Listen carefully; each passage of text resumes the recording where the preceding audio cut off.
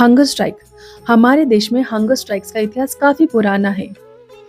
1918 में सबसे पहले महात्मा गांधी जी ने हंगर स्ट्राइक्स की शुरुआत की थी।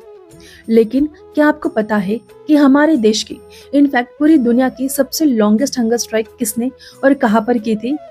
ये की थी इरोम निर्मला जी ने मणिपुर में। 2000 के दशक में शुरू हुई ये हंगर स्ट्राइक पूरे 16 साल तक चली थी। Yes, you heard it right, पूरे 16 साल।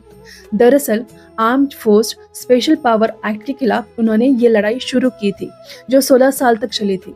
और आपको ये भी लगा होगा कि 16 साल हंगर स्ट्राइक कैसे हुई होगी। तो बीच बीच में गवर्नमेंट उनको डिटेन कर लेती और उनको नाक के पाइप के थ्रू पोषण दिया जाता था, जिसके वजह से ये हंगर स्ट्राइक पूरे 16 साल तक चली थी। लेकिन आज हम इसके बारे में क्यों बात कर रहे हैं? क्योंकि हमारे लिए, हमारे बच्चों के लिए, उनके फ्यूचर के लिए आज एक इंसान जंतर मंतर पर अपनी जान हथेली में रखकर हंगर स्ट्राइक कर रहा है।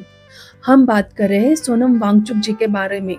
आज उनके अनशन का 20वां दिन है और यही मौका है कि हम उनसे जुड़ सकते हैं।